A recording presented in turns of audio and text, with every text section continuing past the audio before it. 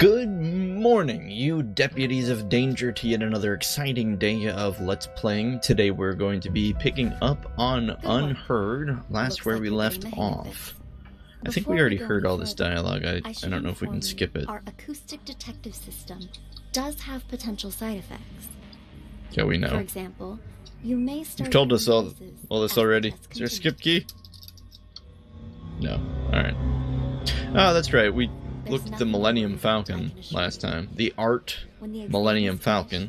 Depending on the outcome, we'll provide any additional treatment you might need. Thanks, it's very comforting. Now on to the next scenario. To further test your abilities, we'll try a higher profile case. One I'm sure you remember from the news. Ah yes, the case of the missing My Little Pony trading cards. Oh, this looks more complicated. The bombing that occurred last year at the Central Booking Complex downtown. A gruesome tragedy in a crowded police station. 12 people, 12 victims. Now, I don't know why that's funny. 12 people, 12 victims.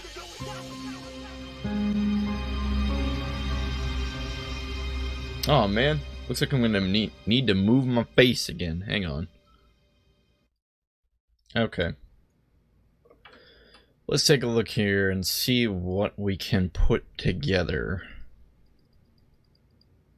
We're only looking at 5 minutes this time, but with 12 characters, 5 times 12 is probably going to be a lot more than what? It was like 7 times 8 last time?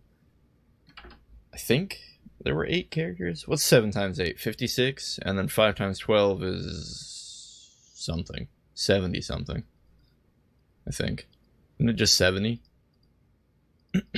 Alright, so let's just scope out the area first. There is the parking lot. A couple police cars. In here, it looks like the reception desk. 2 people. Searchable. Search something. This is a police station. So we're gonna go desk number 1. There's someone. Well, these interrogation rooms, no one in there. 1 person in an interrogation room. Number 2. 1 person in a cell. Small jail.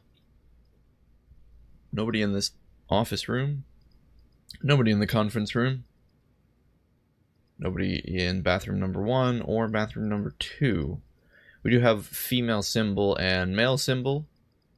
Okay, so there are 12 characters, but only like 5 are accounted for. There's 1, 2, 3, 4, 5. So quite a few must arrive on the scene. We need to figure out who brought the bomb, who detonated the bomb, and who is Raven. Let's just, I guess we'll just start here at the receptionist desk, and we'll exclusively follow this person. Hello, Sergeant. May I please have my phones back? Name? Dwight. Okay, so this person is claiming to be Dwight. We'll go ahead and start with that. Let me check here. Theft case, huh? No can do. Your phone's evidence in an ongoing case, so you'll have to follow procedure. But they're mine. All right. What do I need to do? Who told you to come here? Ask them to write you a release form. An officer named Jessica. I need to... Okay, so Jessica is an officer. Go back to her. Officer Schrader. You work... Okay, and this guy here must be Officer Schrader. In the night shift tonight? Well, what a surprise. I don't even have to bust you, you still end up here. What do you do? Okay, so Schrader's going to keep talking to some random person. We're going to keep following Dwight here. He goes into Excuse me, officer. Sorry to have to bother you again. Come on in. Speak of the devil. The desk sergeant wants a release form. Okay, this is strange. I thought these were interrogation rooms, and this, I'm guessing this is a civvy, just walks straight into one. Can you help? I'd really appreciate my things back. No problem. I'm almost done. You're lucky you aren't being booked. But you still gotta fill this out. No! For crying out loud, it's not like I went on a killing spree. I think this is an interrogation room. What kind of world exists where a civvy can just walk into an ongoing interrogation? There! Ta-da! Signed and dated. Can I leave now? Mm-mm. You two, we're going to reception.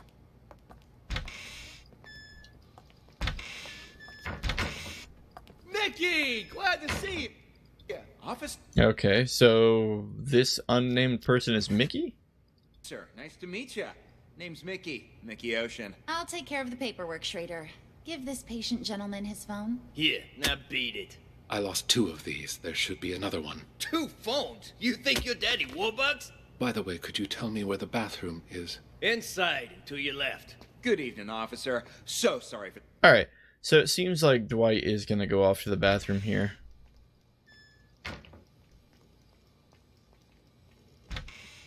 Oh, a couple people walking out of a conference room.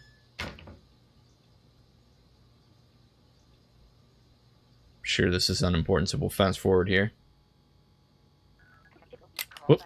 He makes a call here?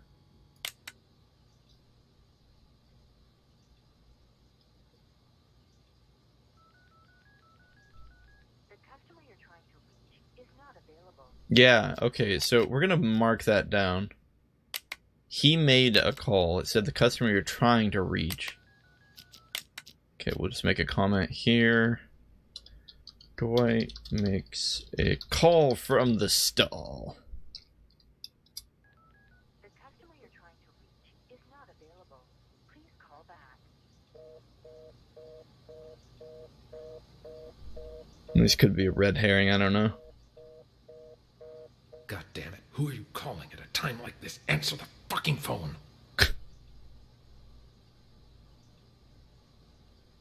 Alright, we'll fast forward again.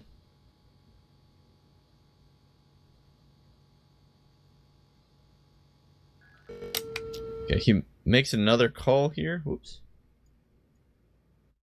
I don't want to make a comment. Go away, comments.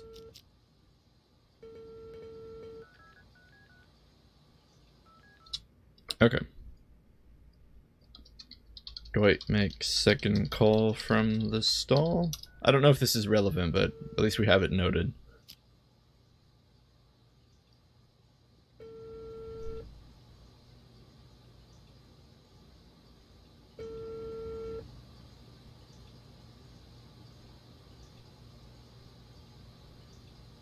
Seems like he didn't connect anyone again. And then he makes a third call.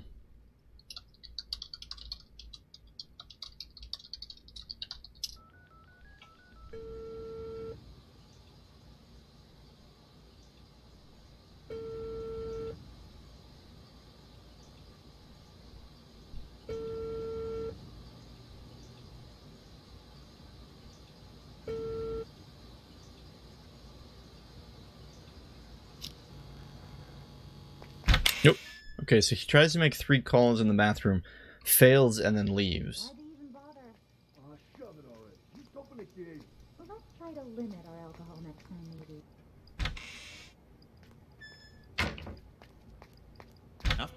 Oops. Sorry about that. It's fine. You just stole that guy's phone. Wait, what? It was something else. Something else? I'll show you something else. Look at me, Chip, and tell me, what's a phone to you, huh? Okay, so Dwight leaves the station. He gets his phone stolen by Mickey. It's weird because he says he has 2 phones, but he only picks up one of them before leaving the office. He never gets the second one, as far as I know.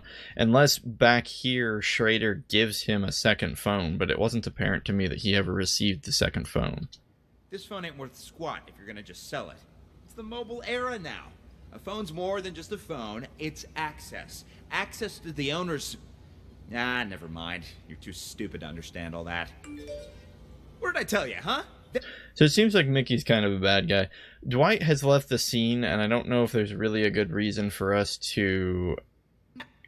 Oh, but he re-enters the scene here, so... We'll go ahead and fast forward to when Dwight comes back, and we'll just pay attention to Dwight. So he comes back, walks in. Hello, officer. Have you seen my phone? Oh, you again? That's gotta be a record. Yeah, Why are you here? seem to have Why are misplaced it you again. here?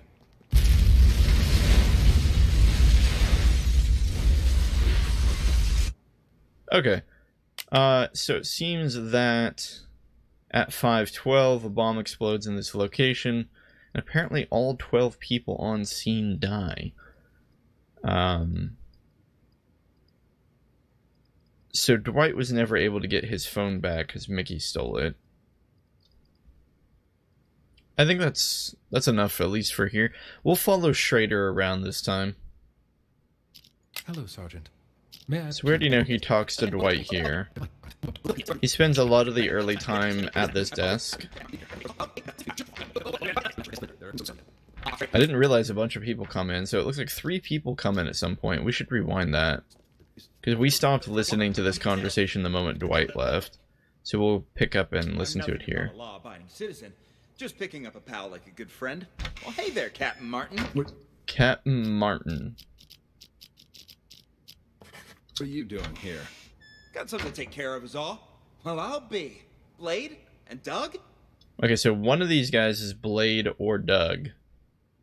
We'll go ahead and just randomly assign one of the two, and then we'll fix it when we notice if we made a mistake later. How's life treating you guys? Shut it, you dumb fuck. Don't act like you know me. You two, phones, wallets, and whatever you have in your pockets on the desk. Relax, Schrader. We had a small fender bender. They're accompanying me so we can sort out the details.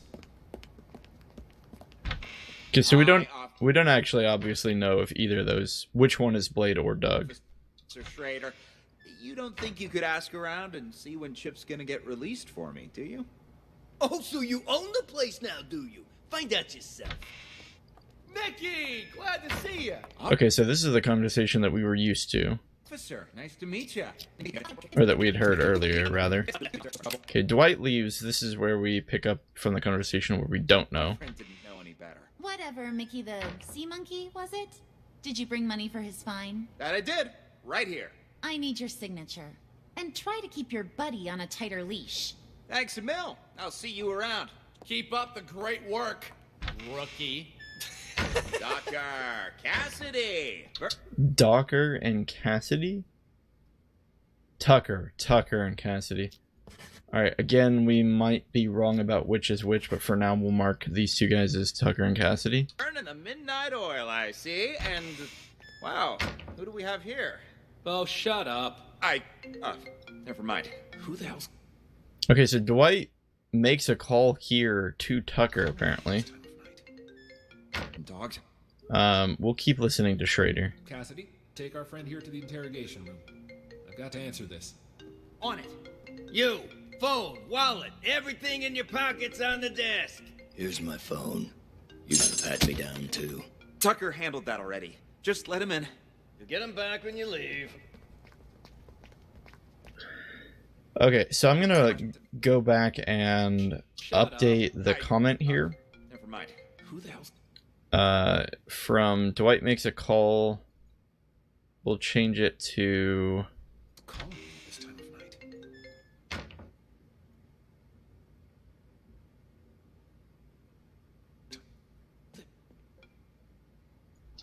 night?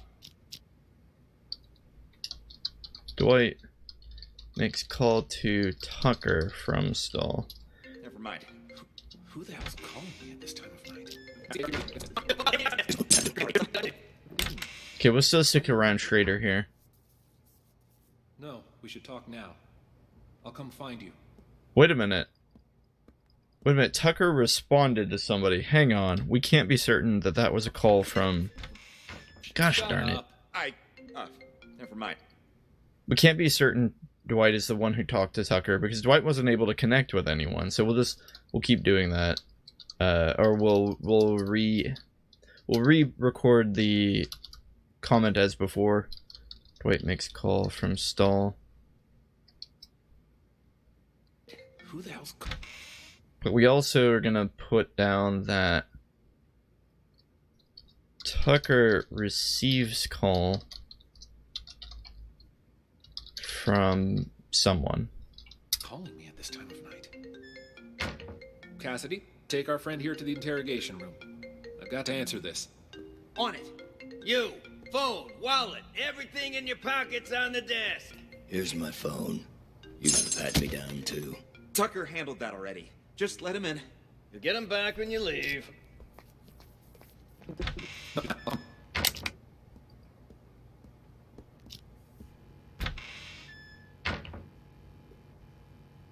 It doesn't seem like Schrader does a whole lot here. Oh. He receives a call.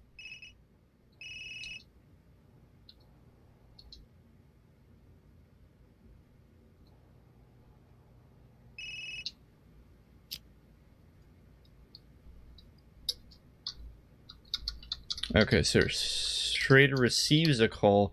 Also seems to coincide with Dwight's call.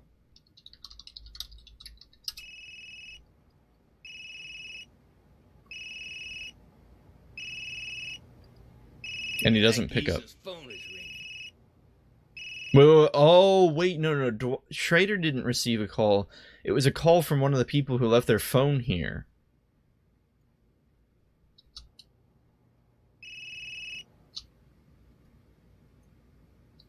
So instead of Schrader receiving the call, we'll put one of phones near Schrader receives a call. So Dwight's probably calling one of the phones near Schrader. That geezer's phone is ringing.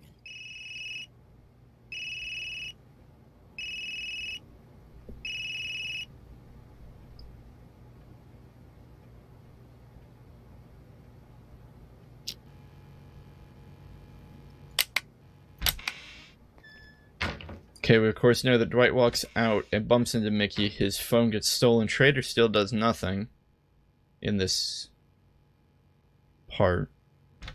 That gotta be a record. Yeah. And then of course he talks to Dwight and then the bomb goes off. It didn't feel like we got a ton of information from that one.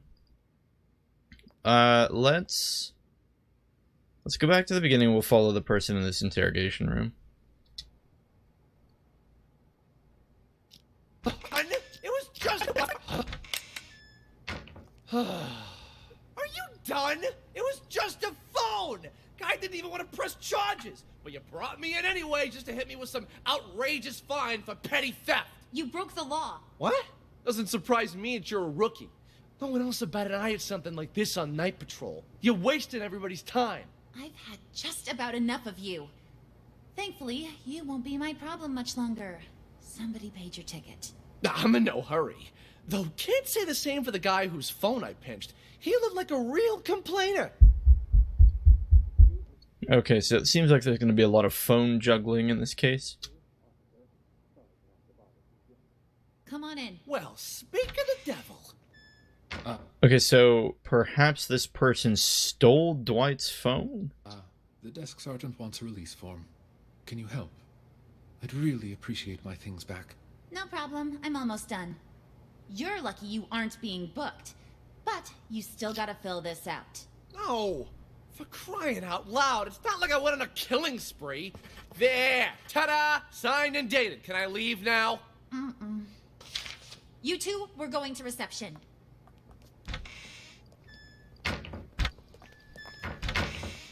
Mickey! Glad to see you! Officer, nice to meet you. Name's Mickey. Mickey Ocean. I'll take care of the paperwork, Schrader. Give this patient gentleman his phone. Yeah. Okay, we've already heard this conversation. This mystery person seems to know Mickey. Keep Around. Keep up the great work, rookie. Dr. Cassidy. It's outside. Let me... Okay, so this unnamed person who stole possibly Dwight's phone has a conversation with Mickey here. Cats and dogs outside. Let me call us a cab. Just a sec. Alright, should be here in a few minutes. Now, you gonna tell me what's going on? I was at the Mountain Hotel when I saw that chump hanging outside. Stole the phone right out of his pocket. Didn't realize that lady cop was standing there watching me the entire time. You Ow! shit for brains. How many times I gotta tell you? You can't make bank stealing phones. Well, I just thought, you know, practice makes perfect. Unbelievable. You really are a moron. Ugh, whatever. Look here. I'm gonna show you something. See? This here's a phone I stole on the bus. I don't get it. You call me stupid for stealing flip phones, and then you steal one yourself. That piece of shit probably ain't even worth $10. Wait and see, my friend. Wait and see. Hey, buddy. Oh, come on, it's me. Okay, so he makes a call Wait and see, my friend. on the phone he stole from the bus. This is probably not a relevant call because I'm assuming it's not going to actually reach anyone here on the scene. I could be wrong, but we'll record it anyway. Mickey makes call to someone. And see. Hey, buddy. Oh, come on, it's me. Don't tell me you don't recognize your old pal. Yeah. Anyways, you gotta help me out. I'm in a real bind. Got arrested. Solicitation, yeah. Long story short, was on a business trip and got a little antsy. You know the feel. Keep this between us, though, will you? I called because you're the only one I can trust. You've got to help me. Cops asking me for $1,000 to make this whole thing go away, else I'll be processed first thing in the morning. My own money? Think I have any? A dirty cop took my wallet. Otherwise, I wouldn't be here talking to you, now would I? Anyway, you need to wire the money to my friend's bank account. 165-987-2626. Name's Mickey. Ocean. Yeah, like the sea. You'll be doing me a real solid. A real solid. And I'll pay you right back as soon as I get out. 1,300 big smackolas. The extra 300's for your trouble. Nah, don't mention it. Friendship's worth its weight in gold nowadays. Anyway, old Copper's back. Catch you later. You really think it'll work, Mickey? He totally bought it. Patience, my friend. Okay, so Mickey makes a phony phone call to a friend of the person who he stole the phone from on the bus. Patience. We'll get the money soon enough. Oops. Sorry about that. It's fine. And there's when Mickey takes his phone. You just stole that guy's phone. That was something else. Something else? I'll show you something else. Look at me, Chip, and tell me, what's a phone to you, huh? This phone ain't worth squat if you're gonna just sell it. It's the mobile era now. A phone's more than just a phone, it's access. Access to the owner's... Ah, never mind. You're too stupid to understand. Wait a minute, did he just say the person's name? I'll show you something else. Look at me, Chip, and tell Chip. Okay, so this guy is Chip. me. What's a phone? Ah, never mind. You're too stupid to understand all that. What did I tell you, huh? There's my money. Damn, Mickey, you the man. I'm learning all sorts of new techniques tonight. Go on then. Give it a try. We've got a phone right here. I've got this. Huh. Weird. He's only got one number saved. Who cares? Just dial it. Okay. Why do I get the feeling this is the call that triggers the bomb? Okay, so Chip makes a call.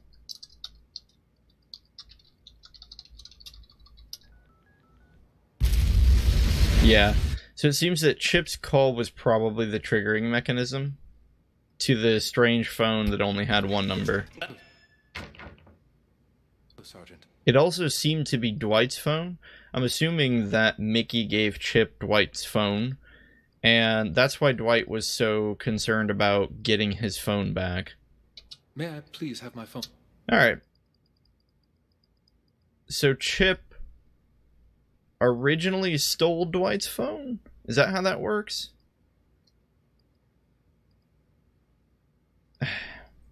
It seems like Dwight maybe wasn't even planning... Okay, so I think Dwight is our bomber. I think Dwight got his phone stolen, and then he had to come here, and that's why he sounds so depressed.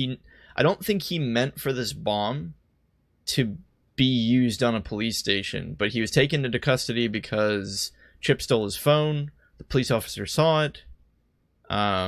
Then Dwight wanted his phone back because he knew it triggered a bomb, and then he got it stolen by Mickey, who then gave it to Chip, who made the call to the one number which detonated the bomb. I think that's what's happened. I think Dwight might be our bomber, but I don't think he he certainly didn't intend to bomb the police station while he was there, and it's possible he never even intended to bomb the police station at all. He just got taken into custody and then got his stuff confiscated, and yeah. Anyway, we'll take a look here at this unnamed person. Are you done? It was just a phone! Guy didn't even want to press charges, but you brought me in anyway just to hit me with some outrageous fine for petty theft. You broke the law. What? Doesn't surprise me that you're a rookie. No one else about it. I had something like... Yeah, something's just a little odd here. I noticed that we're dealing with what appears to be 11 male characters and 1 female character. This must be Jessica. like this on night patrol. You're wasting everybody's time. I've had just about enough of you. Thankfully, you won't be my problem much longer. Somebody paid your ticket. I'm in no hurry. Though can't say the same for the guy whose phone I pinched. He looked like a real complainer. Excuse me, officer. Come on in. Well, speak of the devil. The desk sergeant wants a release. Okay, we already know this. So we know that Jessica then accompanies both of them to the office. Officer, nice to meet you.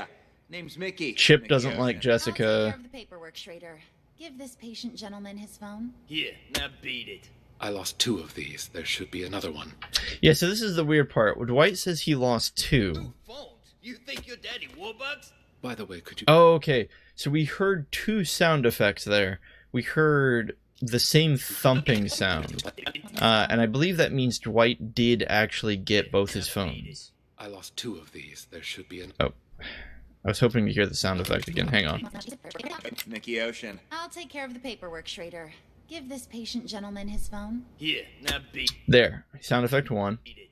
I lost 2 of these. There should be another one. 2 phones? You think your daddy There. Sound effect 2. Warbucks? By the way, could you tell me where the bathroom is? Inside, to your left. Good evening, officer. So sorry for the trouble. My friend didn't know any better. Whatever, Mickey the sea monkey, was it?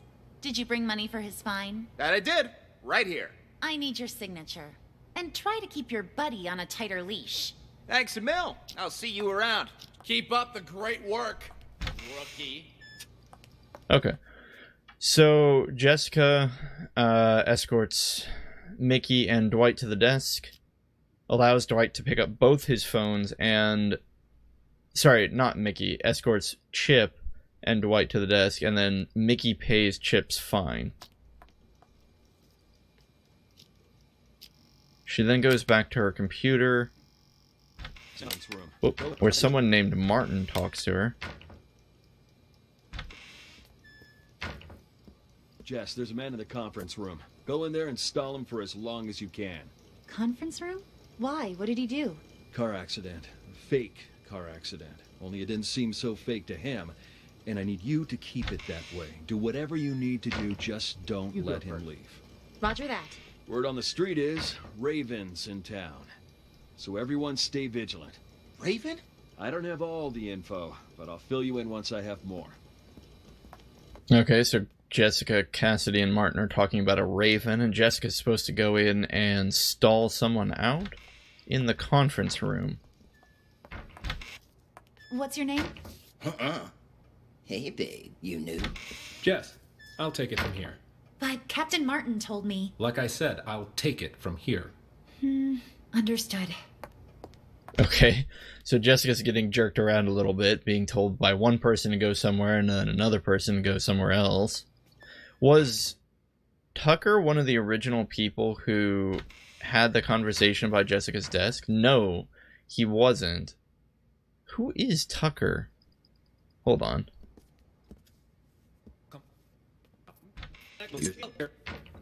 Cassidy, take our friend here to the interrogation room. Brown. Ready. Burning the midnight I think Tucker might be the person who took Mickey in. oil. Anyway, we'll worry about that later. We'll find out what happens to Jessica after she gets kicked out of the conference room by Tucker. She goes back to her desk.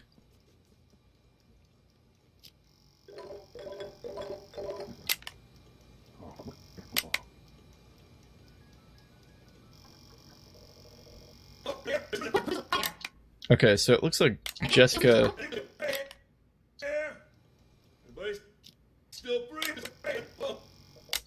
Jessica gets harassed by one of the people in the cells? Hello? Anybody here? Anybody still breathing? Well, would you look who's awake? Quiet in there. Hey, come on, let me out. What are you in for, huh? Let's see. Public intoxication. Beautiful. Why'd they even bother? Oh, shove it already. Just open the gate. Let's try to limit our alcohol next time, maybe. I didn't even have that much. How come I passed out? Somebody slipped something in my drink. I still feel groggy. Yeah, I've seen plenty of guys like you, all claiming they didn't drink that much. Sure, I'll bet you were totally dry in college or whatever. Having trouble walking straight. Ooh, legs a bit heavier than I remember. See, more proof that you shouldn't drink in your condition. This way. Let's get you released. That is the goofiest limping sound effect walk I've heard in a while. What is he doing? Slapping a notebook on his hands while he walks? My test came back clean as a whistle. Yeah, don't push it. You reckon? Why are you here? Why are you here? Alright, so odd, because a bunch of people are like, why are you here? Why are you here? And everyone walks all bunched up right at the police station. 1, 2, 3, 4, 5, 6 people here. 7, 8, 9, 10. I'm a little confused because I thought the casualties was 12 people. I'm only seeing 10 here. 1, 2, 3, 4, 5, 6, 7, 8, 9, 10. So where are the other 2? Not in the interrogation room. Not there. Not in the conference room. Not there. Not in the bathroom.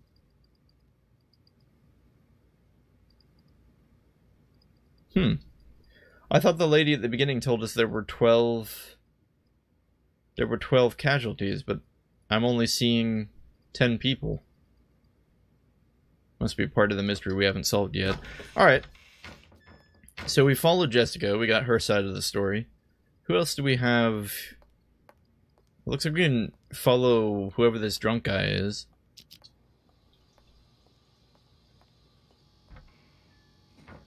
Oops.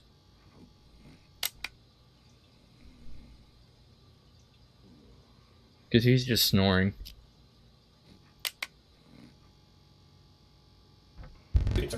It seemed like somebody might have slipped him something weird. Still sleeping. Still sleeping. Still sleeping.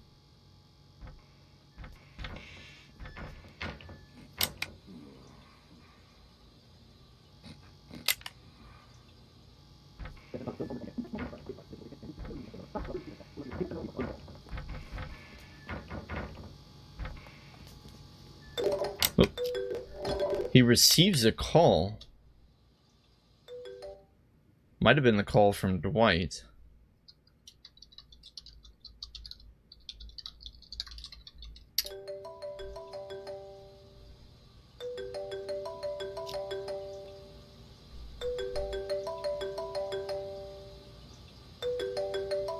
I'm in lockup. That's this place, huh? Where's this place, huh? Oh, fuck, I'm in lockup. Damn, I missed the phone call. Okay, so then he makes a call. Damn, I missed the phone call. We still don't know who this is.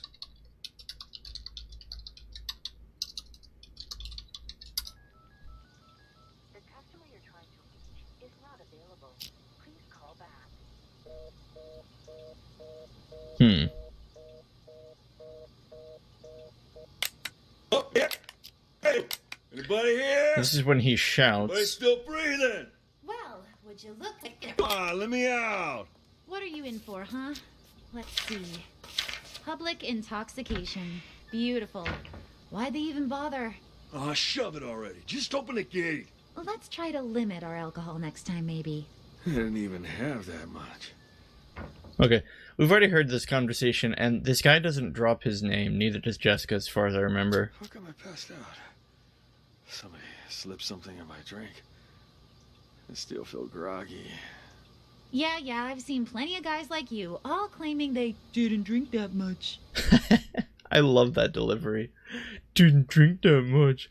Alright, so we don't know who this guy is. He's probably either Kent or Sting, but we can't get a confirmation on either or, so we'll just leave it blank for now. And of course we know that they go out and then blow up. Alright. So... who do we not have identified?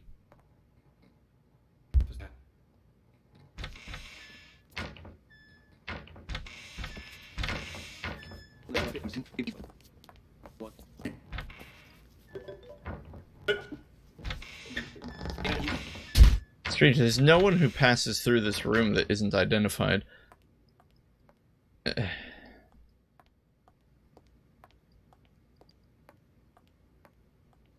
This one's definitely a little harder.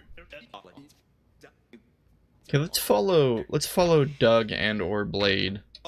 Well, I'll be. Blade? And Doug? How's life treating you guys? Shut it, you dumb fuck. Don't act like you know me. You two, phones, wallets, and whatever you have in your pockets on the desk. Relax, Schrader. We had a small fender bender. They're accompanying me so we can sort out the details.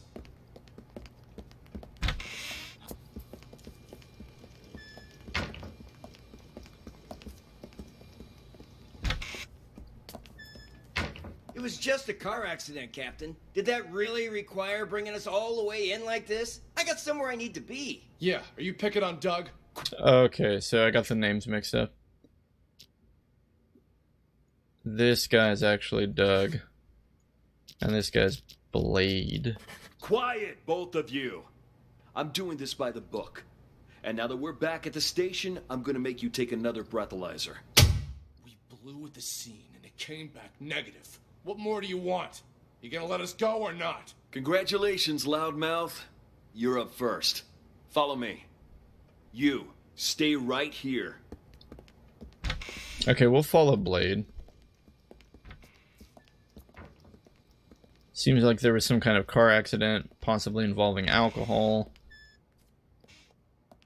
What the hell were you thinking? Hitting a police car? Did it ever occur to you that it might blow your cover? I had to act fast. The info I've got is crucial for my investigation. Okay, so Blade is an undercover cop. Raven's going to show up tonight. What? Alright, I want you to tell me everything. I'll send someone to keep Doug busy. We'll keep following Blade here.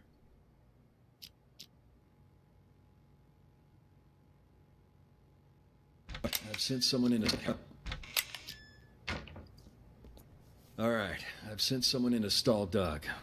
Now tell me what you know. But make it quick. That car accident you staged won't buy us much time. Yeah, Doug was already getting suspicious. Okay, how much do you know about Raven? I've heard all sorts of things. Some of them are so Hollywood blockbuster, I'm not sure what to believe anymore. I've been undercover as part of his organization for 2 years. Everything you've heard about him is true. After he pulls off a major heist, he wipes out his crew and gets a new identity. Remember that cargo freighter? The one that blew up in the harbor? Raven's doing. Got what he wanted, murdered his guys, and scuttled the ship with a remotely detonated explosive. All the info we've gathered on him suggests he eventually kills anyone who's seen his face. That explains why I can't find a single person who knows what this psycho looks like. To tell you the truth, I wouldn't be able to positively ID Raven if he was standing right in front of me. But if this precious pattern of his means anything, we might have a chance of nabbing him tonight. He's made himself nothing short of a fortune running the rackets in this city the past few years. So when he calls a meeting with all of his associates up at the Mountain Hotel, I'm guessing he's looking to tie up loose ends. Even if he claims it's to pass on the Empire to one of his lieutenants. No wonder Doug's throwing a hissy fit about getting up to that hotel. He wouldn't miss this get-together for the world. He's been wanting more territory for a while now, and he thinks he's got a shot at the crown. That's why he's so anxious. The rest of the underbosses are probably headed there as we speak. Raven's supposed to show up later. You don't think by any chance that Doug is Raven? I don't think he is, but I can't say for certain. A lot of guys will be there. Any one of them could be him. If we sweep up the whole group, we can sort him when we book him.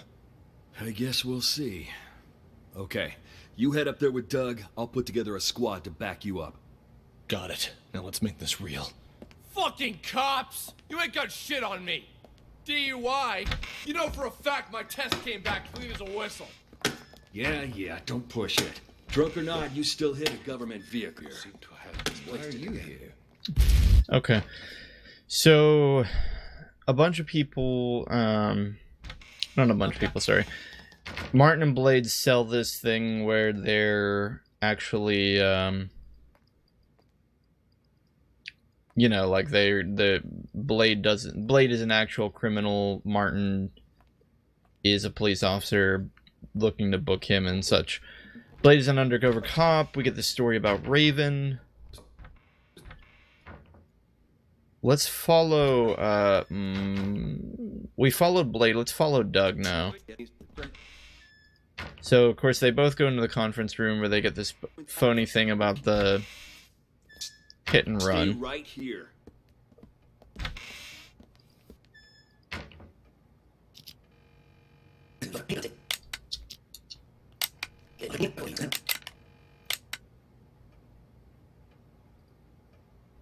When is this gonna be over? I ain't got all day. Okay, he's anxious because he wants to go to the hotel to meet up with Raven and the crew. Jessica's now going to get... Oh wait, it sounds like he makes a call here.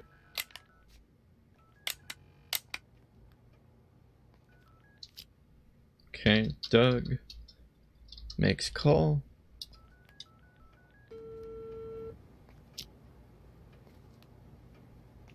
Tucker receives a call at this time.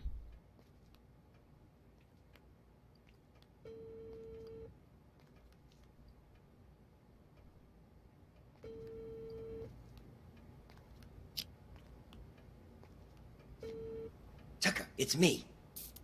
Okay, so he definitely calls Tucker.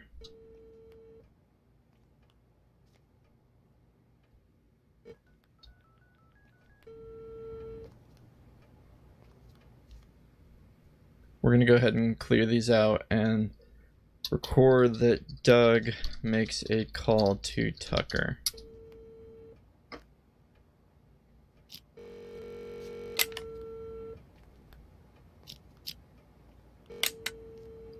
Tucker, it's me.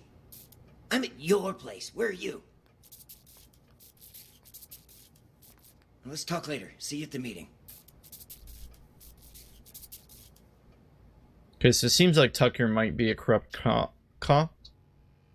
Just kind of what I was thinking when he comes in here and tells Jessica not to bother talking.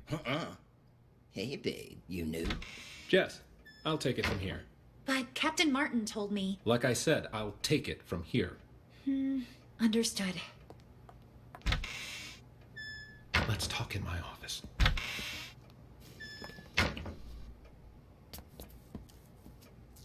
Take a seat, please. Now, what the fuck are you doing here? That idiot Blade hit a cop car, and that buffoon Martin arrested us. He's just trying to give us a hard time. Martin's always been trouble. You think he heard something? Not that it matters. I've got everything under control. Picked up Sting and Kint to clear the way for you to take over. Picked up Sting and Kint. Those are the two characters that we don't have ID'd yet. Who'd have thought, huh? All three of us in the same police station. Those two behave? Sting didn't even try to run. Sounds just like that old fox. Kent? Kint, he couldn't run even if he wanted to. What do you mean by that? I went to the Mountain Hotel earlier to case the place and found Kint in a VIP room. Sucker was already 3 sheets to the wind. Saw an opportunity, so I had him booked for public intoxication. No shit. Huh. Why'd Kent get this? Wait a minute. this guy in the cell here is Kint. Okay. So early. You think the boss told him before the rest of us? I didn't see anyone else there. What's your boss look like? Nice try. Only us three have ever seen our boss in the flesh. He likes to keep a low profile, you know? I wasn't trying to trick you. Just curious, is all. Yeah, but something's off. I've seen Kent drink for years, yet I've never seen him drunk. Not even once. Looks pretty sauce to me. Didn't even wake up on the ride over. Must have had himself a whole bottle. Or 5. Yeah, well, this guessing game won't get us anywhere. You keep an eye on those two there, will you? We can't let anything go wrong now. I'm gonna go see the boss. Okay. I'll see you out. Alright, so Tucker is a corrupt cop working for Raven. They have that connection with Kint. It's when they all walk out here at the same time and then blow up. Don't push it. Drunk or not, you still hit a government vehicle. Why are you here? Yeah. Alright. I think now is a good time to follow Martin. Hey there, Captain Martin. What are you doing here?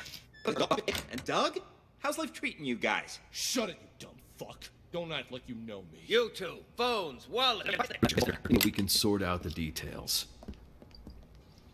Of course, Martin takes both of them into this room, then has the conversation with Blade, who is an undercover cop. He then comes out and talks to Jessica for something. Jess, there's a man in the conference room. Go in there and stall him for as long as you can. Conference room? Right, and this is when he tells Jess to stall Doug. So everyone stay vigilant. Roger that. Word on the street is Raven's in town. So everyone stay vigilant. Raven?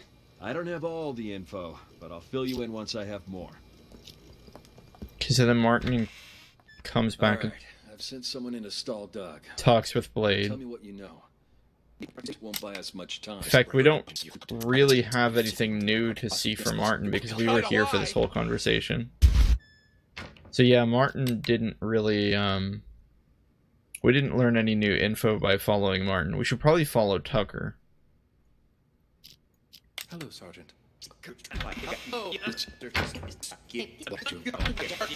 Okay, so here, Tucker comes in with someone named Cassidy. City, burning the midnight oil, I see. And, wow, who do we have here? Okay, so this is a mystery person. This must be Sting. Oh, shut up. Never mind. Who the hell's calling me at this time of night? Cassidy, take our friend here to the interrogation room. I've got to answer this.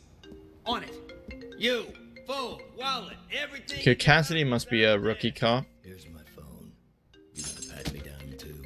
Tucker handled that already. Just let him in. You'll get him back when you leave. Doug? Just came back to bring Sting in. Why are you here? No, we should talk now. I'll come find you.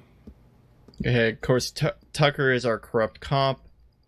He might not even be corrupt. He might be a double agent trying to find Raven, but I doubt it. The way he talks, it seems like he's just a corrupt cop. He then, of course, comes in here and circumvents Jessica from interrogating Doug. They have their conversation about Raven, and then they immediately come out here and die. Alright, let's follow Cassidy, I guess.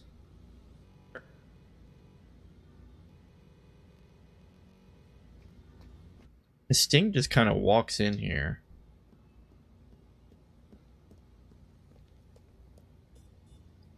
Burning the midnight oil, I see. And, wow, who do we have here?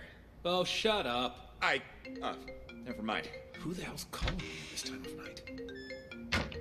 Cassidy, take our friend here to the interrogation room. I've got to answer this. On it. You, phone, wallet, everything in your pockets on the desk. Here's my phone. Okay, so Sting... Let's start recording phone placement. We'll put down here that Sting gives phone to... Actually, let's just put Sting puts phone on desk. And we'll put Schrader in parentheses. Pat me down, too. Tucker handled that already. Just let him in. You'll get him back when you leave. And I need you to keep it that way. Do whatever you need to do, just don't... You go. Work. Okay. We'll follow Cassidy for the time being. Raven's in town. So everyone stay vigilant. Raven? I don't have all the info. Alright, we're gonna rewind and see if Sting said anything in the interrogation room. No. It's just you and me now, Sting. What are you guys trying to pull, huh? I mean, setting up roadblocks and arresting people for no good reason. Tucker gave the order earlier today. He didn't explain anything, and I had no idea he was trying to catch you. Okay. Sounds like we have another corrupt cop.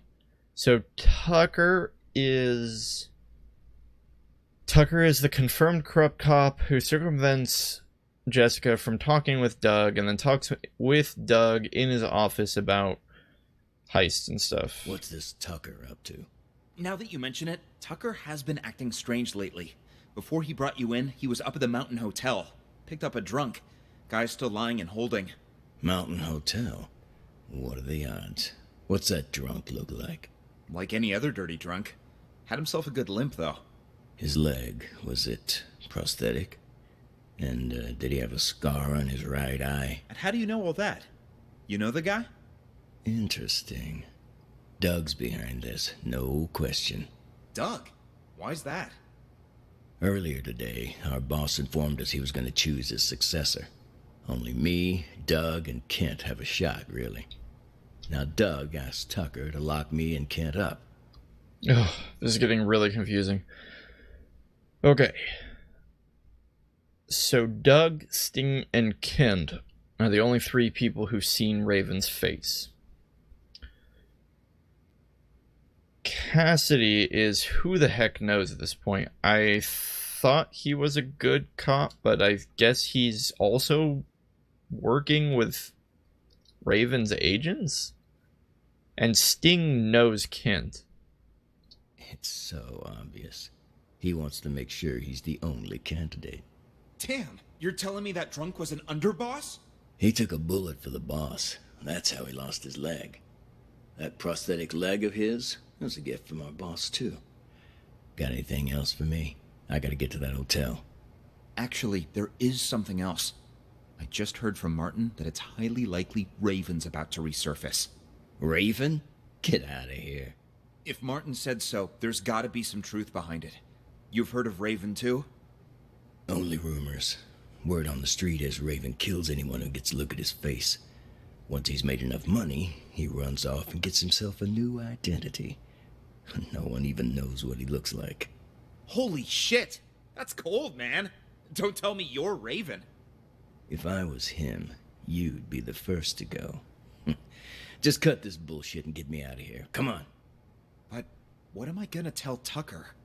Let me worry about him. Let's go.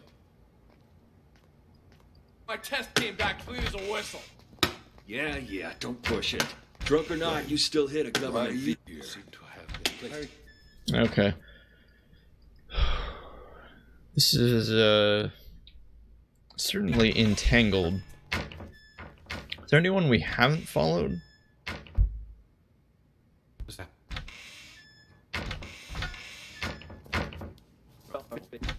A lot of moving pieces in this puzzle.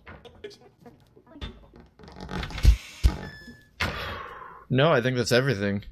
I think that's all the people, that's all the info, that's all the dialogue. Was there... Wait, was there ever anything that happened in the bathrooms? Hold on, let's check this.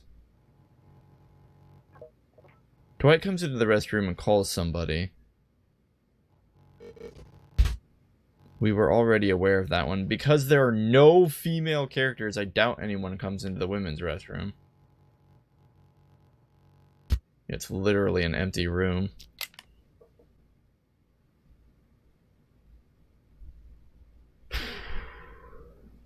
Okay, so we at least understand... I think we have a pretty good grasp of what happened in general.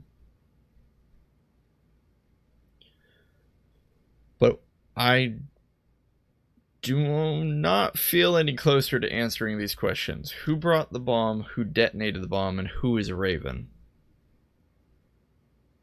I'm gonna get a notepad here.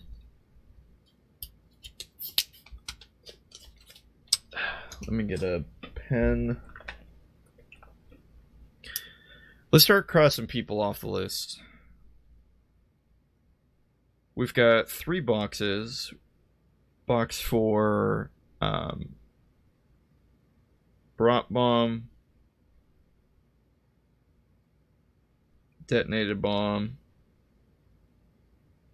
and Raven.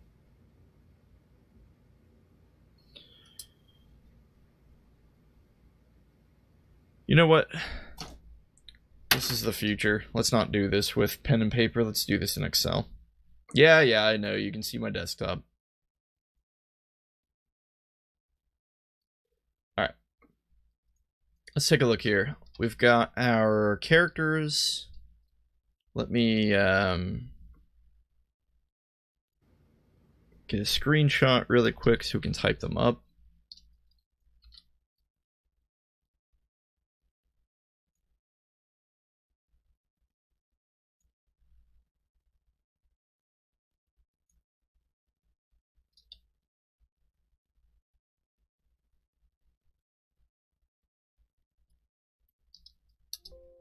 Okay.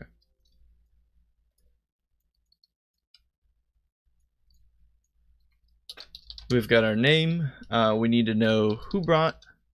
We'll just do brought, detonated, and Raven. Need 12 people.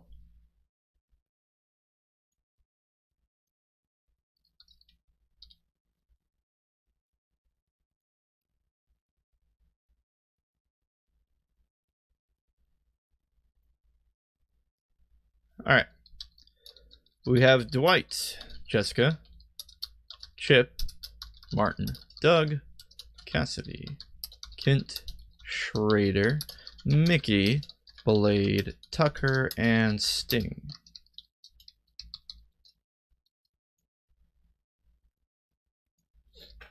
You know, we're also going to add in our own sections for undercover and corrupt.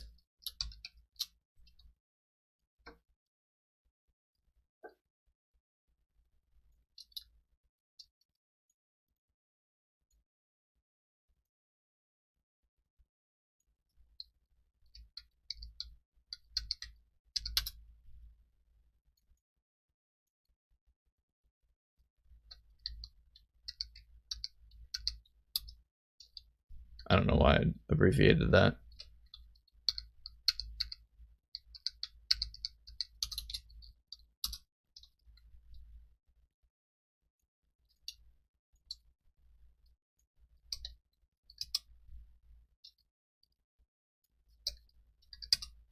All right. We know, let's go back in here. Let me set up something so that you can see this while we play. I'll be right back. Okay, it's a little crude, but I think it'll work for the time being. We've got our characters, we've got our information.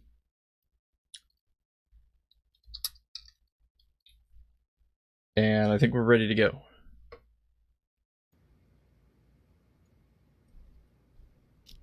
Hello, Sergeant. May I please have my phone? Okay, so Dwight, I'm going to also add a note section that kind of gives us a quick description to help me remember who people are.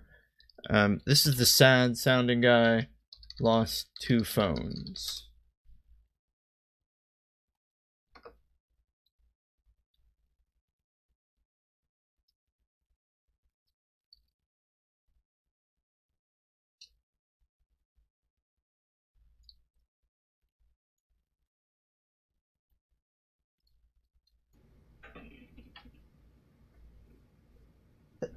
Woo! Sorry about that. Okay. Sad guy lost 2 phones. he gets his phone stolen. 2 phones, 1 stolen. It's back. Name? Dwight. And this guy doesn't seem to be... I don't think he brought the bomb. I mean, he might have. I think we theorized that the bomb was confiscated from Dwight. I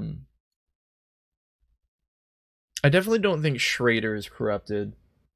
So we're gonna put, as far as Schrader, as far as we know, he's neither corrupted nor undercover.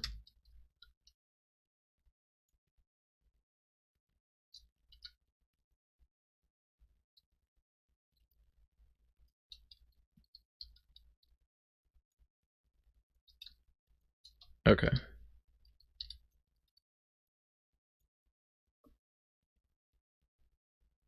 We can't confirm he's not Raven, but I'm gonna go ahead and say he's not. It just doesn't make any sense, right? Like we've been given no evidence to assume he's Schrader. So for the time being, we'll say he didn't do it. Who detonated the bomb? As far as who detonated, I actually think we do have the answer to that. It's Mickey, right? Just dial it. Yeah. Okay. So I think already we know that Chip is the one who detonated this.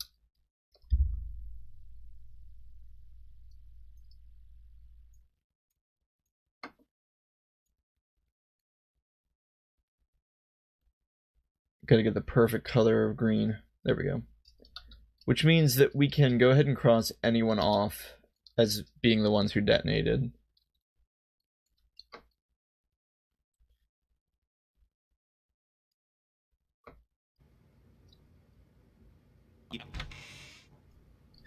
Schrader probably also did not bring the bomb, so we're going to cross him off as being the one who brought the bomb. So Schrader's off the list. He's not related to anything that happens. He's kind of just an innocent bystander who gets blown up at the end.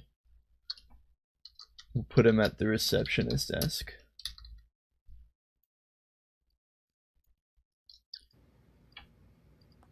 Jessica is also not corrupt.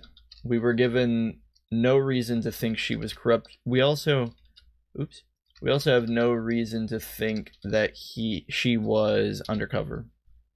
So we'll mark her off the list. Really don't think she's Raven either. I mean, it's possible, right? It's just we have no reason to assume that she's Raven. She comes in here and talks to Kent. She pulls him over here to release him. Yeah, we have no evidence to suggest that she's Raven. We're going to go ahead and cross her off the list. We also, I'm pretty sure she didn't bring the bomb either. I don't know what description to put for Jessica other than token female.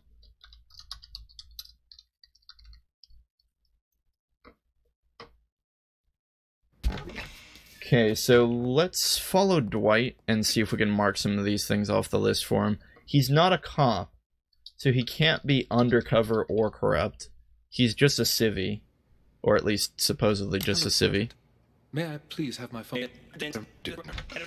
He gets his phone, he walks in here, he asks Jessica to help him file some paperwork, she comes out with him. He gets his 2 phones back. I did. Right here. Oh, right, we totally forgot about... He comes over here and makes a phone call. Do we ever find out who he calls here? Goes into the bathroom and makes this call. Okay, so... He makes a call, but who receives this call? Cassidy, take our friend here to the interrogation room. I've got to answer this. On it. You. Phone. Jess, there's a man in the car. Yeah, but see, like... Hang on. You gonna pat me down, too? Tucker handled that already. Just let him in. You get him back when you leave. Yeah, so Dwight calls somebody, but Doug also calls somebody. Doug calls Tucker. I'm at your place. But Dwight makes a call and doesn't get connected to anyone. Actually, he makes 3 calls, right? Please call back. The customer you're trying to reach is not available. Please. He tries to call somebody and gets a dead line. Who does he call?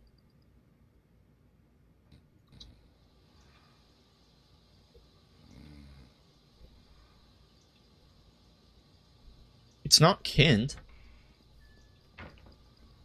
Is there a holding room? Go in there and stall him for as long as you can. Conference room?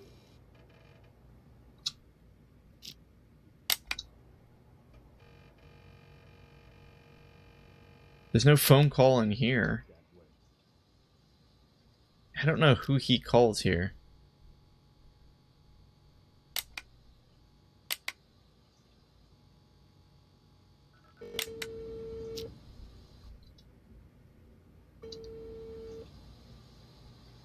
So hold up, Dwight makes a call here.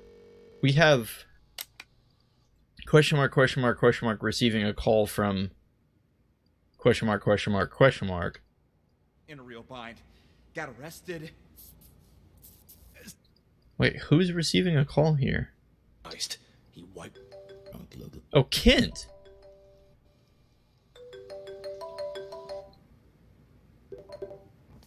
So Dwight's second call is to Kent.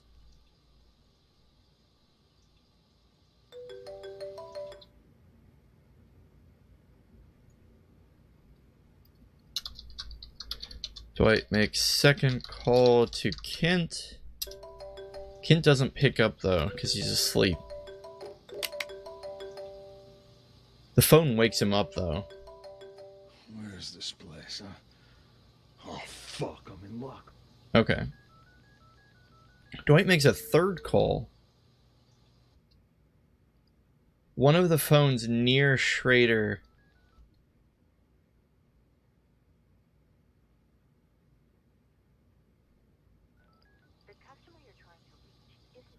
Whoa, that's confusing. Alright, so here where I have question mark, makes call to question mark. It's Kent who's making a call to someone.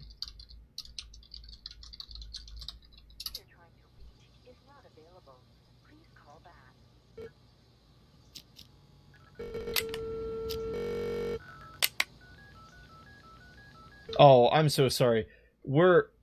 I know you can't see it. We're in the bathroom. I realize you can't because of the Excel sheet blocking all this.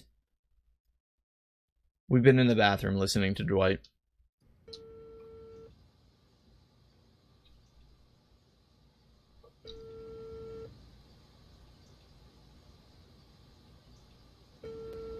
Okay, who's receiving a call here? Dwight's making a call. Oh, it's one of the phones. He said that old geezer's phone is ringing.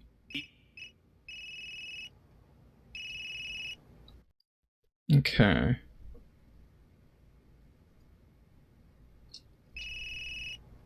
That geezer's phone is ringing. So, how many phones were given to Schrader?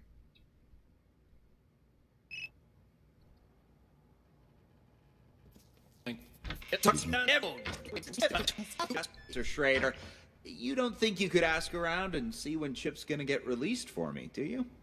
Oh, so you own the place now, do you? Find out yourself. He wants to know when Chip is going to get released. Wallets and whatever you have in your pockets. I'm nothing if not a law-abiding citizen.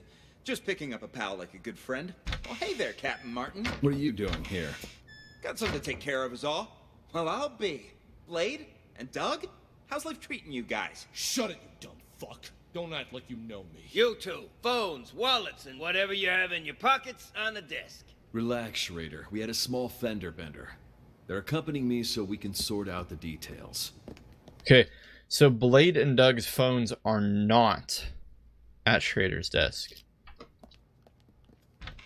Hi, Officer Schrader. You don't think you could ask around and see when Chip's gonna get released for me, do you? Oh, so glad to see you. Officer, nice to meet you. Name's Mickey. Mickey Ocean. I'll take care of the paperwork, Schrader. Give this patient gentleman his phone. Here, now beat it. I lost 2 of these. There should be another one. 2 phones? Okay, so Dwight gets his 2 It's phones. fine. That I did. Right here. I need your signature. Hey, burning the midnight oil ice. Who do we have here? Oh, shut up. Never mind. Who the hell's calling me this time of night? Now, that was kind of a weird reaction where he says, never mind. Mickey must know Tucker. Tucker is a corrupt cop, so we'll go ahead and mark that down now.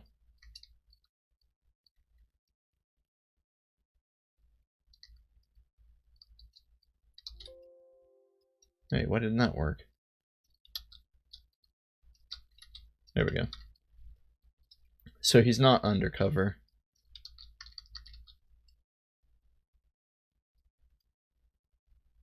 Cassidy, take our friend here to the interrogation room. I've got to answer this. On it. You, phone, wallet, everything in your pockets on the desk. Here's my phone. Alright, so Sting then gives his phone to Schrader.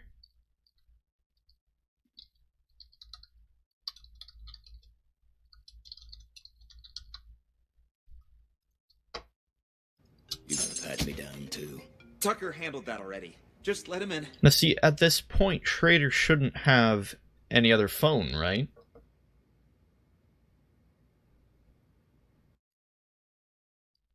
Because he gave back the 2 phones. Good grief. I don't know what's wrong with me today. He gave back the 2 phones to Dwight.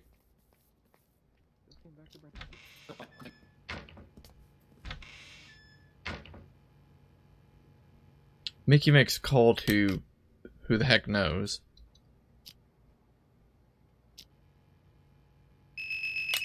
Here we go.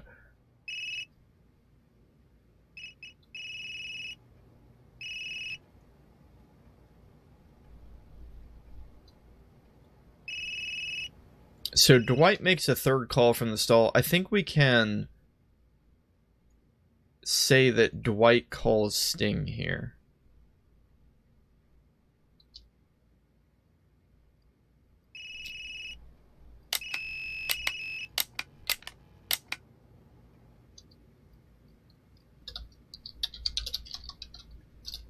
But Sting's phone is at the desk.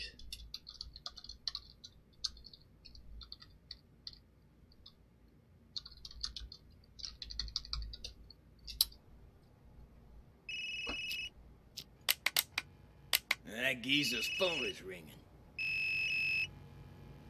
Okay. And I think Kent might have tried to call Dwight or Sting.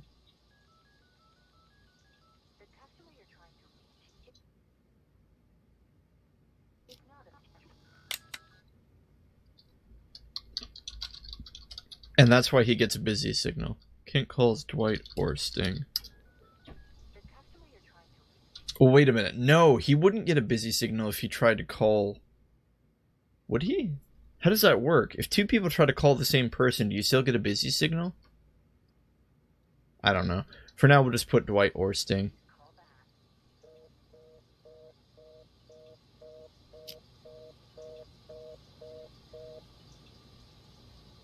Hello?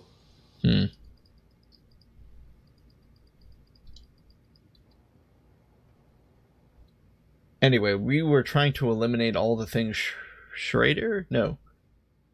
Dwight could have done. Let's see. Situation. Beautiful. Why'd they even bother? Dwight leaves at this point and picks up his phones. It's fine. Just stole that guy's phone. It was something else. Something else? Mickey steals one of Dwight's phones. I'll show you something else. Look. Dwight comes back. Hello, officer. Have you... Oh, you again? That's gotta be a record. Yeah, Why are you here? seem to have this Why are you here? Then the phone immediately blows up. So who did Chip make a call to?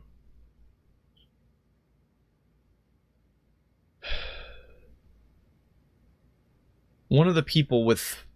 You would assume it's one of these people, right? One of these people with a phone?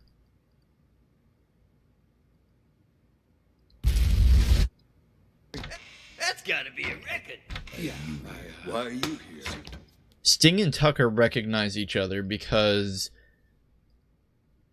Tucker obviously is an undercover cop. Why are you here? And somebody else says, "Why are you here?" I don't... Why are you here? Why are you here? Doug also says that. So Doug, Sting, and Tucker all recognize each other. And... Where's Kent in all of this? You again? That's you again. A record. yeah. Why are you here? Why are you here? Huh, man. I can't quite sort this out.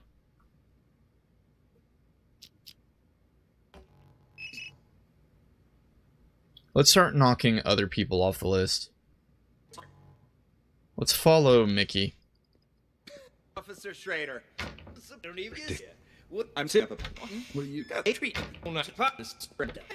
So Mickey isn't undercover or a cop or a corrupt cop. He's just some criminal who happens to be good at stealing phones.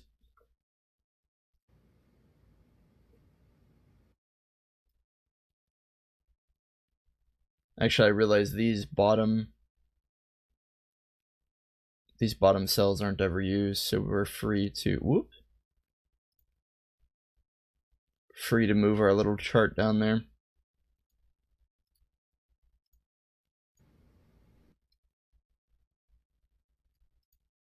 Okay. Yeah, Mickey, I don't think...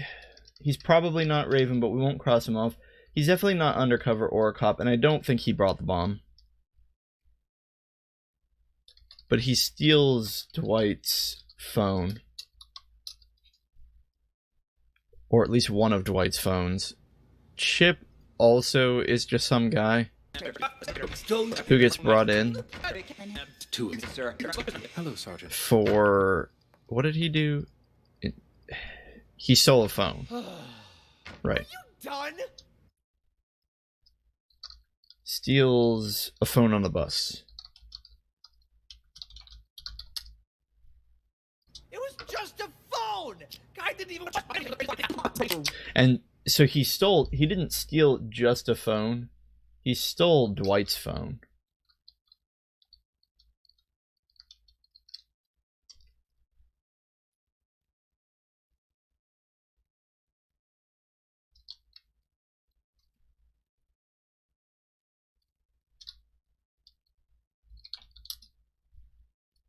Rookie. No one else about it. I had said. I'm in no hurry. Though can't say the same for the guy whose phone I pinched. He looked like a real complainer. Not on a killing spree. Okay, and then Mickey bails Chip. Phone. What's going on? I was at the Mountain Hotel when I saw that chump hanging outside. Stole the phone right out of He didn't steal it on a bus. He was at a hotel. I don't know why I thought there was a bus involved.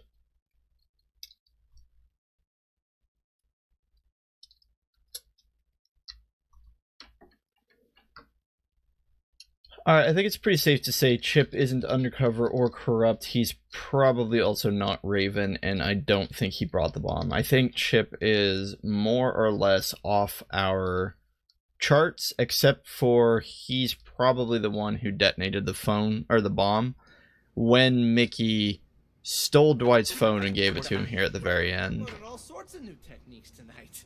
Go on then. Give it a try. We've got a phone right here. I've got this. Huh. Weird. He's only got one number saved. Who cares? Just dial it. Yeah. So, that means that Chip calls Dwight's phone, right? But I'm confused. Why is it that Chip calling Dwight's phone causes the bomb to explode over here? That's what I don't understand. I mean, where was the bomb planted? Unless Dwight's second phone was actually somebody else's phone, but who cares? We know that Chip really isn't anything. He's not really another part of this case. Let's focus on Martin.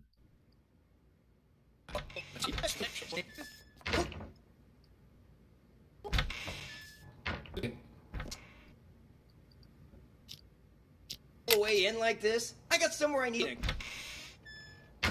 Right, so Martin enters the scene with Like a good friend. Blade and Doug. Martin, What are you doing here? got something to take care of is all. Well, I'll be. Blade and Doug? How's life treating you guys? Shut it, you dumb fuck. Don't act like you know me. You too. Blade is undercover, if I remember correctly. We're going to go ahead and mark him as being undercover.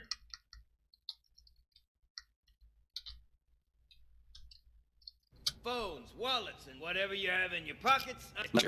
We can sort out the details. Vendor. They're accompanying me so we can sort out the details. Right, and so Blade... Martin's in on it because he knows that Blade is an undercover cop. He takes them here to the room. That really require bringing us all the way in like this? I got somewhere I need to be. Yeah, are you picking on Doug? Quiet, both of you. I'm doing this by the book. And now that we're back at the station, I'm gonna make you take another breathalyzer. We blew at the scene and it came back negative. What more do you want? You gonna let us go or not? Congratulations, loudmouth. You're up first. Follow me. You. Here. Right. And this, of course, is where you find out that Blade is undercover. What the hell were you thinking? Hitting a police car? Did it ever occur to you that it might blow your cover? I had to act fast. The info I've got is crucial for my investigation. Okay. Blade is undercover. We're going to also say that Martin is not undercover, but he's also not corrupt. Raven's going to show up tonight. What?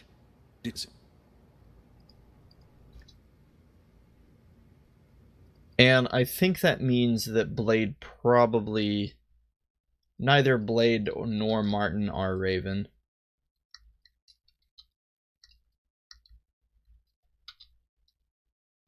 It also means that Blade isn't corrupt. I'm also going to mark them off. Blade didn't bring the bomb in, neither did Martin. Conference room? Why? What did he do? Car accident. Fake car accident. Only it didn't seem so fake to him. And I need you to keep it that way. Do whatever... So it's interesting. He lies... Does he lie to Jessica? Just don't let him leave. Roger that. Word on the street is Raven Maybe is not. in town. So everyone stay vigilant. Raven? I don't have all the info. I have... Doug, now tell me what you know. But make it quick. That car accident you staged won't... All sorts of things. Everything you've heard about him is a cargo festival we've got. I upload. That's why he's group. DUI! Okay, so he just talks to Martin at that point. Alright, so Martin and Blade are off the list all the way across. Let's follow Kent. So Kent begins this whole thing in this cell. So I really don't think he could have brought the bomb in.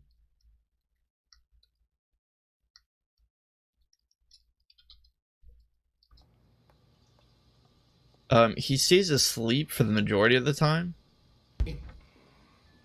It almost seems like someone drugged him. We'll make a note of that.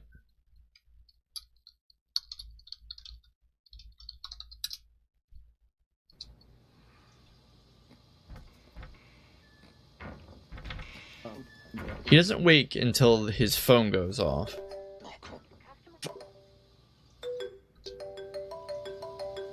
Upon which we assume Dwight calls Kent. Where's this place, huh? Oh, fuck, I'm in lockup. Damn, I missed the phone call. He said he missed the phone call. I'm starting to think Dwight might be Raven.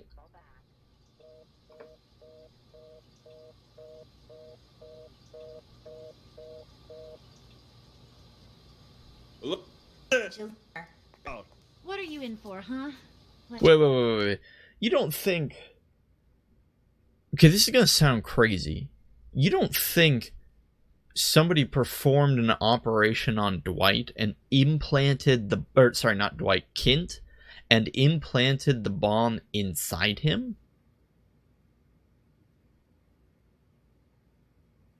I'm gonna remove Kent from being the person who... We said no, he couldn't have brought the bomb in. But I'm gonna remove that, actually. It seems like it... Public intoxication. Beautiful. Why'd they even bother? Oh, shove it already. Just open the Let's gate. follow Dwight. Well, Dwight just leaves at this point. Let's listen to Tucker and Doug. Now, what the fuck are you doing here? That idiot Blade hit a cop car, and that buffoon Martin arrested us. He's just trying to give us a hard time. Martin's always been trouble. You think he heard something? Not that it matters. I've got everything under control. Picked up Sting and Kent to clear the way for you to take over. Who'd have thought, huh? Picked up Sting and Kent to make way for you to take over. We already know Tucker's corrupt. I think we already have that recorded, yeah. Doug is just a criminal, so he can't be undercover or corrupt. All three of us in the same police station. Those two behave. Sting didn't even try to run. Sounds just like that old fox. Kent? Old Fox. Okay, so we can confirm then that Sting is old. And when Schrader says that old geezer's phone is ringing, it's definitely Sting's. Kent, he couldn't run even if he wanted to. What do you mean by that? Ah, okay. Kent can't run even if he wanted to because he has that prosthetic leg. I went to the Mountain Hotel earlier to case the place and found Kent in a VIP room. Sucker was already 3 sheets to the wind. Saw an opportunity, so I had him booked for public intoxication. No shit. Huh. Why'd Kent get there so early? You think the boss told him before the rest of us? I didn't see anyone else there. What's your boss look like? Ha! Nice try. Only us three have ever seen our boss in the flesh. He likes to keep a low profile, you know? Okay, so Doug, Kent, and... My goodness, we're gonna have to add more... We're gonna have to add more lines here. Let's make one for Seen Raven.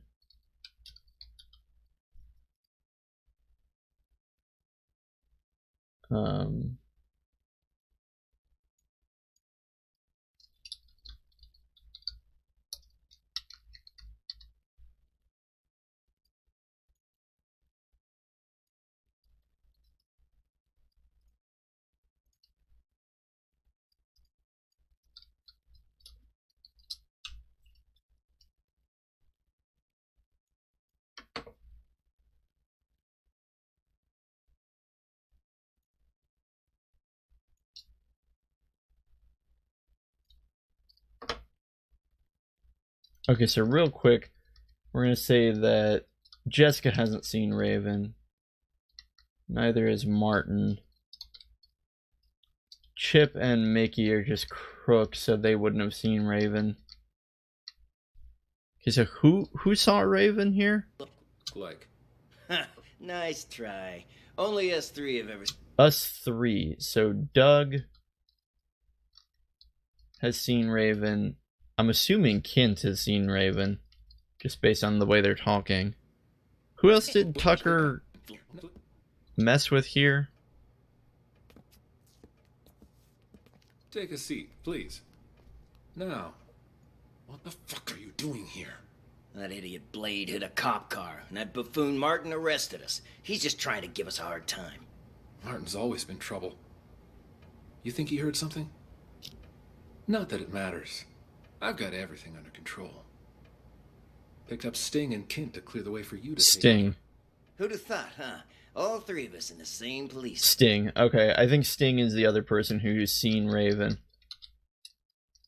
We're just gonna put no on everyone else.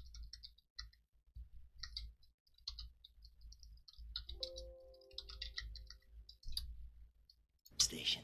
Those two behave? Sting didn't even try to run. Sounds just like that old fox. Kent? Kint, he couldn't run even if he wanted to. What do you mean by that? I went to the Mountain Hotel earlier to case the place and found Kint in a VIP room. Sucker was already 3 sheets to the wind. Saw an opportunity, so I had him booked for public intoxication. No shit. Huh. Why'd Kent get there so early? You think the boss told him before the rest of us? I didn't see anyone else there. What's your boss look like? Ha! Nice try. Only us three have ever seen our boss in the flesh. He likes to keep a low profile, you know? I wasn't trying to trick you. Just curious, is all. Yeah, but something's off. I've seen Kent drink for years, yet I've never seen him drunk. Not even once. Looked pretty sauce to me. Didn't even wake up on the ride over. Must have had himself a whole bottle. Or 5. Yeah, well, this guessing game won't get us anywhere. You keep an eye on those two there, will you? We can't let anything go wrong now. I'm gonna go see the boss. Okay. I'll see you out. So Doug says he's gonna go see the boss. I'm assuming... Okay, so I'm assuming that means that Tucker can't be Raven. I mean, if Doug is telling the truth, if he has really seen Raven, he didn't recognize... he didn't recognize Tucker. And I guess you could make the argument maybe Tucker got like a facelift or something, or plastic surgery to appear not to be his normal self, but for now let's assume that all of this information is true.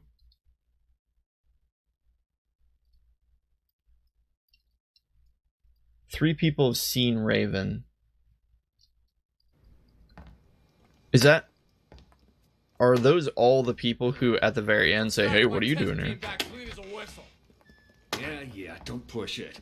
So who's seen Raven? Doug, Kent, and Sting. Now who says... Drunk or not, you still hit. Why are you here? It's so hard to see who's saying what. It's like all the You still hit a government vehicle. Why are you here? So Doug says, why are you here? Why are you here? Wait, you don't think Doug is Raven, do you? We haven't marked him off the list. Oh no, I accidentally marked Tucker instead of... I put it in the wrong column. Whatever, doesn't matter. We've got it fixed now. He probably also didn't bring the bomb, but we're not 100% certain on that yet.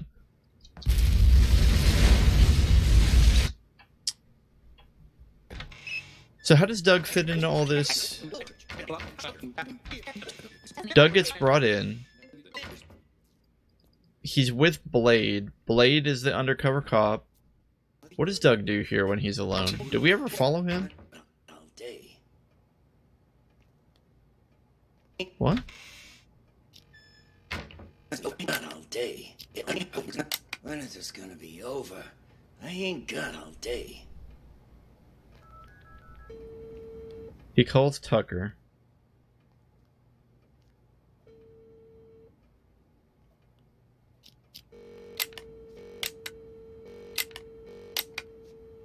Tucker, it's me. I'm at your place. Where are you? So, but doesn't that mean, though, that Doug, Kent, and Sting can't be Raven? Because they've, quote, seen Raven? It's probably not Mickey. I'm gonna cross Mickey off the list. No, we can't, because we don't have any logical proof that he's not. It's probably also not Cassidy. Let's follow Cassidy and see if we can mark him off the list as being Raven. So Cassidy comes in later, like halfway through the scene. He's got Sting with him. Here. But he's corrupt, isn't he? Because he takes Sting into the interrogation room. You go first. Word on the street Comes is over here, hears the Raven's in rumor town. So everyone stay that vigilant. Raven's in town. Raven? I don't have all the info, but I'll fill you in once I have more. I don't know why Cassidy went over there to do that. It's just you and me now, Sting. What are you guys trying to pull, huh? I mean, setting up roadblocks and arresting people for no good reason. Tucker gave the order earlier today. He did. Yeah, so Tucker gave the order. I feel like Cassidy's also corrupt. Can't be corrupt because he's the drunk in the bar or in the cell, and Sting can't be corrupt because he's not a cop. Okay, so we have that all filled in. Didn't explain anything, and I had no idea he was trying to catch you. What's this Tucker up to? Now that you mention it, Tucker has been acting strange lately. Before he brought you in, he was up at the Mountain Hotel. Picked up a drunk. Guy's still lying and holding. Mountain Hotel? What are the odds? What's that drunk look like? Like any other dirty drunk. Had himself a good limp, though. His leg, was it prosthetic? And did he have a scar on his right eye? And how do you know all that? You know the guy? Interesting. Doug's behind this, no question. Doug? Why's that? Earlier today, our boss informed us he was going to choose his successor. Only me, Doug, and Kent have a shot, really. Now Doug asked Tucker to lock me and Kent up. It's so obvious. He wants to make sure he's the only candidate. Damn! You're telling me that drunk was an underboss? He took a bullet for the boss. That's how he lost his leg. That prosthetic leg of his was a gift from our boss, too. Got anything else for me? It's also possible that the bomb was hidden in Kent's prosthetic leg. Actually, it's starting to seem a lot more like that's the case. I gotta get to that hotel. Actually, there is something else. I just heard from Martin that it's highly likely Raven's about to resurface. Raven? Get out of here. If Martin said so, there's gotta be some truth behind it. You've heard of Raven, too? Only rumors. Word on the street is Raven kills anyone who gets a look at his face. Once he's made enough money, he runs off and gets himself a new identity. No one even knows what he looks like. Holy shit! That's cold, man! Don't tell me you're Raven. If I was him, you'd be the first to go. Just cut this bullshit and get me out of here. Come on. But what am I gonna tell Tucker? Let me worry about him. Let's go. Okay. So Tucker kind of turns on the group and arrests Sting and Kent. Really starting to think Kent brought in the bomb in his prosthetic leg. Especially because it was a gift from, quote, the boss. It doesn't explain how he was drugged. Who found him? Wait a minute. Who found Kent? Tucker did, right?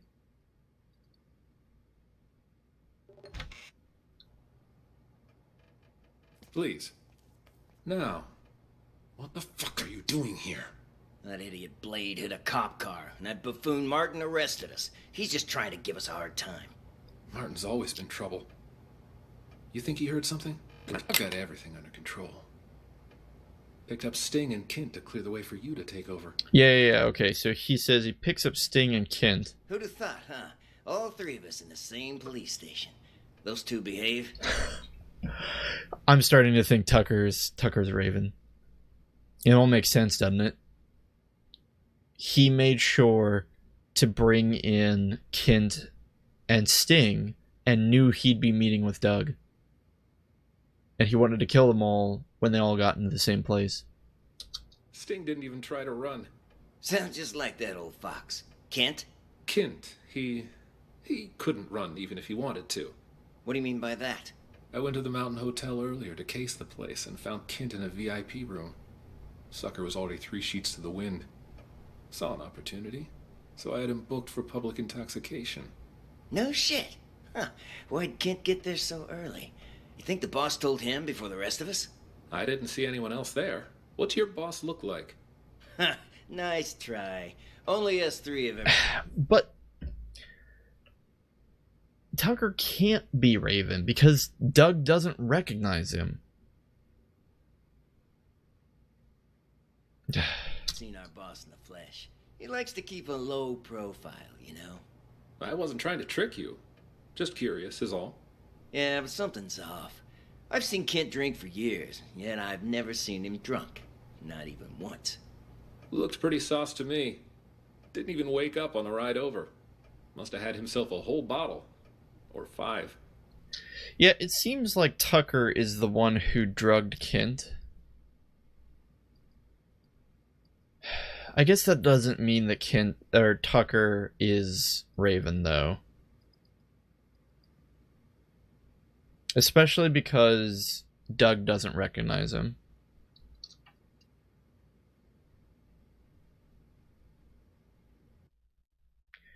You know, for now, I'm going to say that Kent brought in the bomb.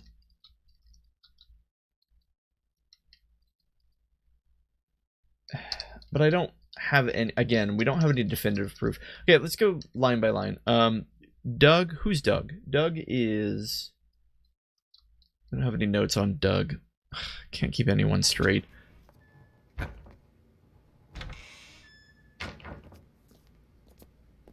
Right, Doug is one of the candidates. Car wreck candidate for promotion. So Doug probably didn't bring in this bomb. In fact, we have no reason to assume he brought it in. Cassidy didn't bring in the bomb. Cassidy just seems to be an undercover, or not undercover, a corrupt rookie cop. Burning the midnight oil, I see, and wow, who do we have here? Oh, shut up. Never mind. Who the hell's calling me this time of night? Cassidy, take our friend here to the interrogation room. I've got to answer this. On it. You. Tucker knows who Sting is. That's why he responded that way. Everything in your pockets on the desk. Here's my phone. You're gonna pat me down, too. Tucker handled that already. Just let him in. You'll get him back when you leave. To keep it that way. Do whatever you need to do. What are you guys trying to pull? It's just you and me now, Sting. What are you guys trying to pull, huh? I mean, setting up roadblocks and arresting people for no good reason. Tucker gave the order earlier today. He didn't explain anything, and I had no idea he was trying to catch you. What's this Tucker up to? Now that you mention it, Tucker has been acting strange lately. Before he brought you in, he was up at the Mountain Hotel. Anyway, Cassidy is definitely corrupt, but I don't think he's Raven.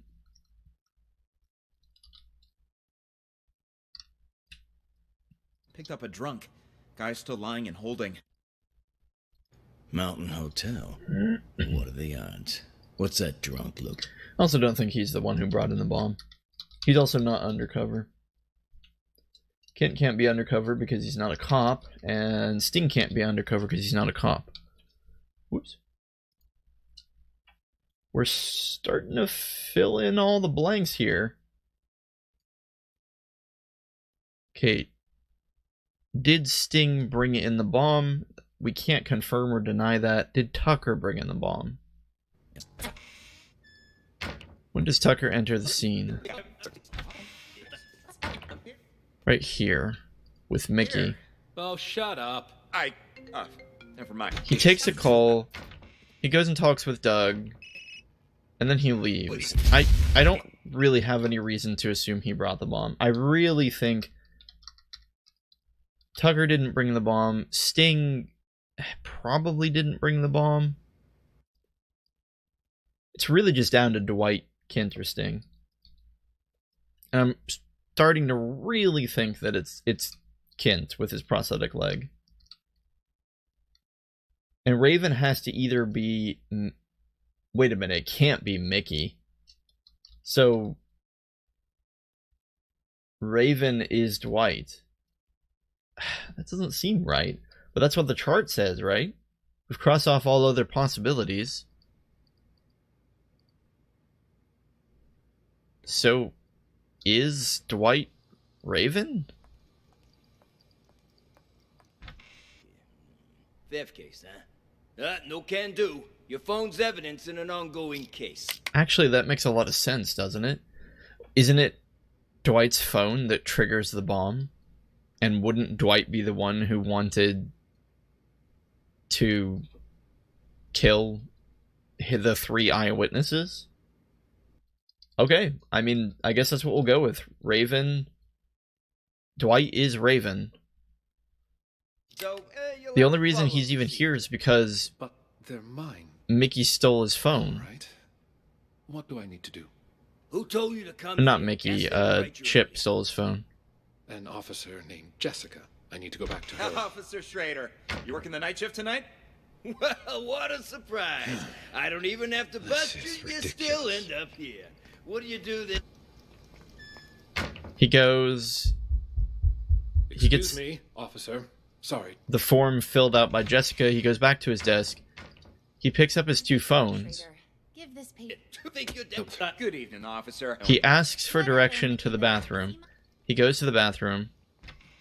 He makes 3 calls.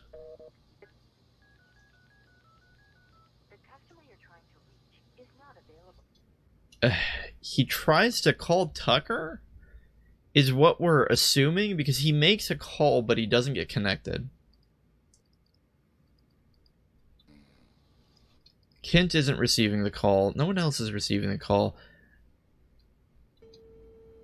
Doug is trying to call Tucker. Tucker receives a call. Dwight calls somebody and doesn't get connected. So he probably either tried to call Tucker or Doug. Why would he want to call either of them? God damn it. Who are you calling at a time like this? Answer. Who are you calling? So he thinks someone is calling. He tries to call Doug.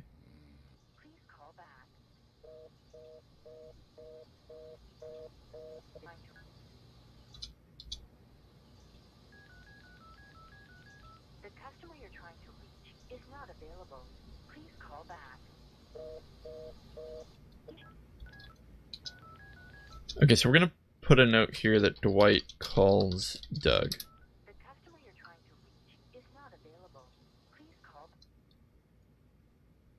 Actually,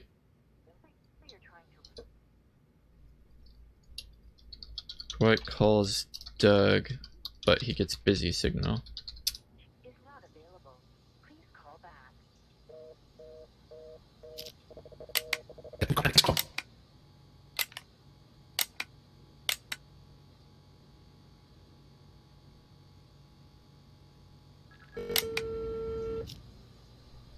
Dwight calls Kent. Kent wakes up now and says he missed the phone call. And Dwight makes a 3rd call here.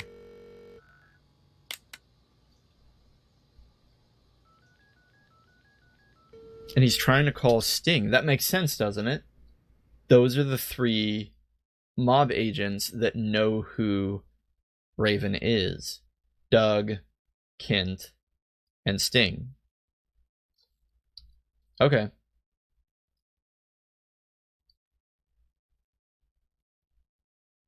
Yeah. Alright. I'm putting Sting as a no, Dwight as a no as far as bringing it in. I'm putting Kent as yes. I think this is our answer. So let's go over this one more time. Well, this is too complicated. We won't be able to go over everything. Dwight loses his phone to Chip and Mickey. Comes back in, asks for the phone. Chip calls the number. The number detonates the bomb in Kent's leg. And everybody dies.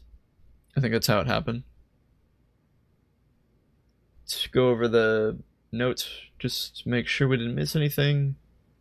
Chip detonated. Dwight is Raven. Kent brought in the bomb. Yeah. I think that's it. Alright, let's get rid of this Excel sheet and submit our answer, and hopefully this is correct. Okay, who brought in the bomb? Kint did, in his prosthetic leg. Who detonated the bomb? Chip did, when he accidentally called, well, didn't accidentally, but called the one number in Dwight's phone.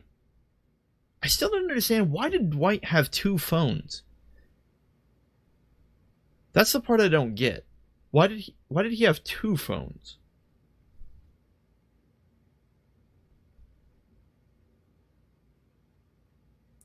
Was one his regular phone, the other was the detonation device? Has to be what I would assume. Anyway, Kint, Chip, and who is Raven? It is Dwight. Hopefully this is right. Do you think you discovered the truth? Yes. You found the truth. Alright, we did it. Man, I was really on the fence on that one. I thought we were missing something huge. I still don't understand why Dwight had two phones. Other than maybe one of them was literally just a dedicated bomb detonation device.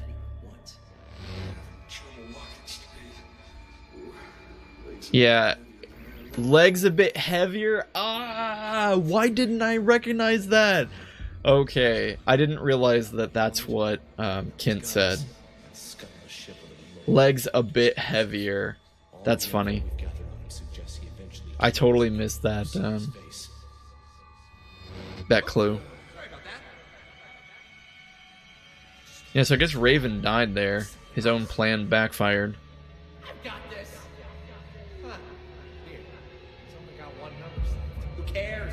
Just dial it. These parts are a little annoying. Yes, we know we've...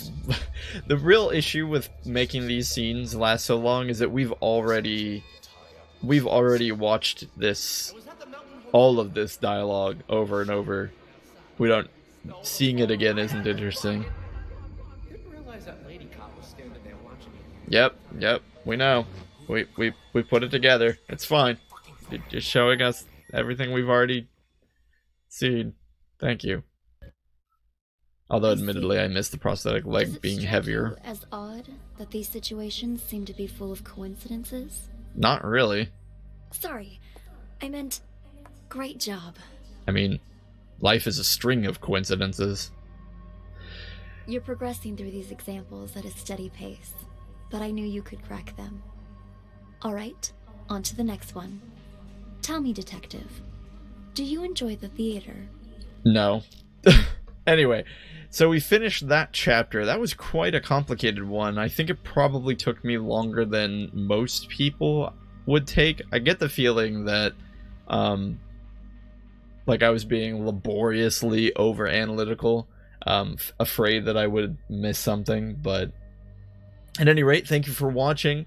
That's the next chapter into Unheard. That was like, what, chapter 2? Good grief. Can't imagine what the last chapter is going to be like. Maybe this was chapter 3. Can't quite remember. Anyway, who cares? Hope you enjoyed the mystery. See you in the next one.